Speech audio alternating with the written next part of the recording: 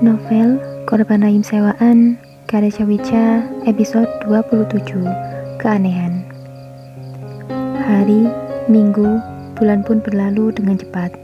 Hari ini Eva diminta kembali ke rumah sakit Sari Husada untuk melakukan USG lanjutan untuk melihat keadaan janin dan juga wajah dari si bayi, juga mengetahui jenis kelamin bayi yang ada dalam perutnya. Perutnya semakin terlihat membesar. Usia kandungannya sekarang memasuki 18 minggu. Eva sedang menunggu Tony yang tengah bersiap-siap mengantarkannya pergi ke rumah sakit. Eva duduk bersandar di sofa ruang tamu villa sambil mengelus-ngelus rambut perutnya. Sesekali dia merasakan tendangan bayi mungil yang ada di dalamnya, dan itu membuat Eva tersenyum geli karena merasakan sensasi tendangan itu. Ternyata seperti ini rasanya menjadi seorang ibu. Sangat bahagia hanya dengan merasakan tendangan bayinya. Meski dia bukan anakku, tapi aku juga bahagia saat dia mulai menendang-nendang perutku, batin Eva. Kebahagiaan Eva tak dapat digambarkan lagi. Semakin berjalannya waktu, kehamilannya baik Daniel maupun Arsana sebagai orang tua sang bayi sangat menghormati dan menghargai keberadaannya. Tak jarang mereka sering bertemu hanya untuk makan bersama, membeli baju khusus ibu hamil, juga berbelanja keperluan-keperluan lainnya, dan Eva selalu ditemani Tony tentunya. Eva dan Tony akhir-akhir ini juga tak lagi kaku dan canggung dalam hari-harinya. Mereka sering kedapatan bercanda, tertawa bersama, kadang duduk berdekatan, hanya untuk membahas sebuah hal lucu atau apapun yang membuat mereka tertawa. Tak jarang juga keduanya menceritakan latar belakang kehidupan mereka, sampai curhat tentang masalah pribadi masing-masing.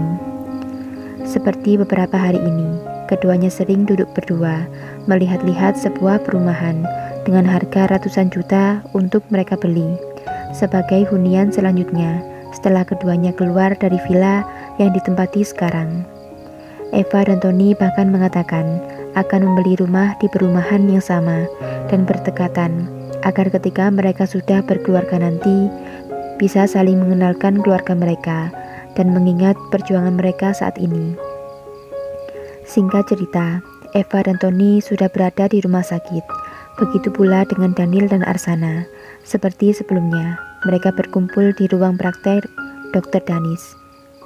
Sedikit berbincang-bincang sebelum melakukan USG kali ini.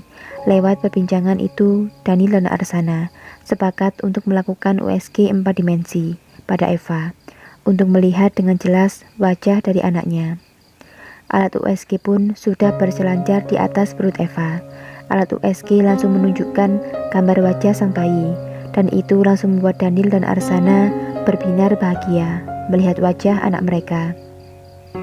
Sungguh, dia menggemaskan sekali sayang. Aku tak sabar ingin segera bertemu dengannya, kata Arsana sambil memegang erat tangan Daniel di sampingnya.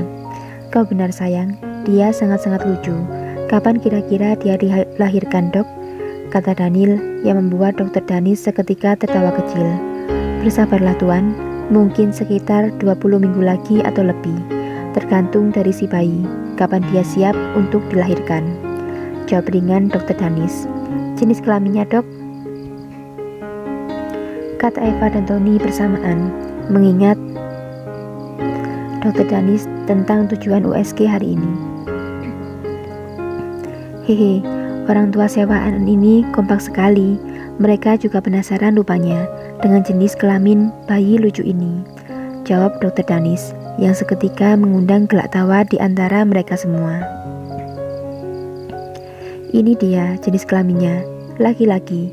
Dia adalah bayi laki-laki, kata Dokter Danis sambil tersenyum cerah.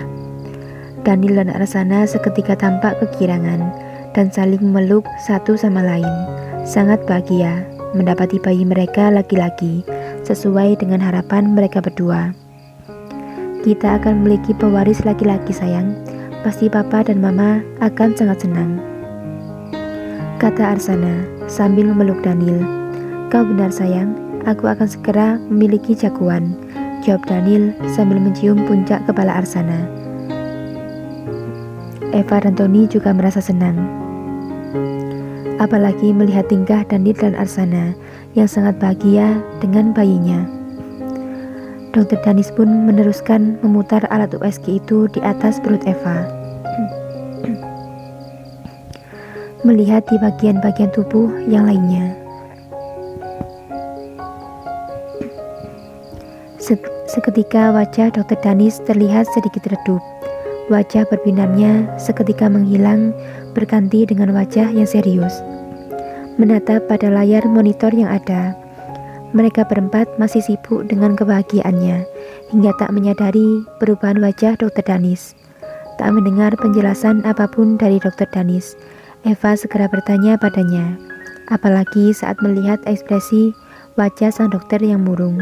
Eva tiba-tiba merasa tak enak hati, khawatir terjadi sesuatu pada bayi di dalam rahimnya. "Dokter, ada apa? Kenapa dokter terlihat murung?" Eva bergantian melihat wajah Dokter Danis, layar monitor, dan juga alat yang masih menempel di perutnya. "Ada apa, Dok?"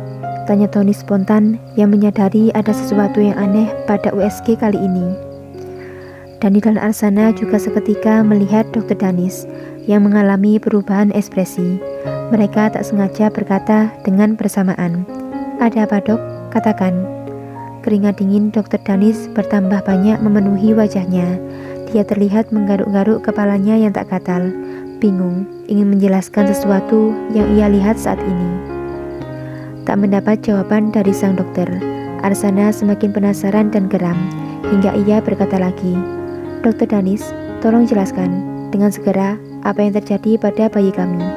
Mendengar itu, Dokter Danis segera membuka suaranya, dan dia mengamati metode USG dengan USG 2 dimensi untuk mengetahui organ dalam sang bayi. "Begini Tuan dan Nona, saya menemukan sebuah kejanggalan di dalam diri sang bayi." "Ada apa, Dok? Cepat katakan," jawab Daniel tak sabar. "Berdasarkan pemeriksaan saya, bayi Anda nantinya mungkin akan terlahir dengan cacat, Tuan." "Apa?" Mereka berempat serentak mengatakan bersama dengan wajah terkejut. "Apa dokter tak salah?" "Ya, coba cek ulang. Cacat apa maksud dokter?" "Tak mungkin, dokter pasti salah dalam pemeriksaan." Mereka memberondong Dokter Danis dengan berbagai pertanyaan. "Saya tidak salah melihat, maafkan saya, tapi kaki salah satu bayi ini tidak tumbuh dengan sempurna. Terlihat bagian sebelah kakinya mengecil dan tidak sempurna. Dia akan terlahir cacat. Dalam artian lain, dia tidak dapat berjalan dengan normal nantinya. Dan maaf, saya juga menemukan sebuah keanehan pada jaringan otaknya. Sebagian tidak tumbuh dengan sempurna juga. Semua bisa terlihat di sini. Apa kalian lihat ini?" Dokter Danis menunjuk bagian yang dicurigai tidak berkembang dengan baik. "Ini tidak berkembang dengan sempurna di usianya yang sudah 18 minggu. Seharusnya jaringan sudah tumbuh di usianya yang sekarang. Mungkin ini juga penyebab kaki bayi tidak berkembang dengan baik." Penjelasan panjang Dokter Danis masih dengan keringat dinginnya. "Bagaimana semua ini bisa terjadi? Bukankah Eva sudah menjalani semua yang dokter sarankan?" kata Arsana spontan dengan nada amarah. "Nona benar, saya sudah berikan semua yang terbaik pada bayi Anda. Tapi kita tidak bisa menyalahi takdir Tuhan di sini, kata Dokter Danis dengan nada sedih. Bersambung.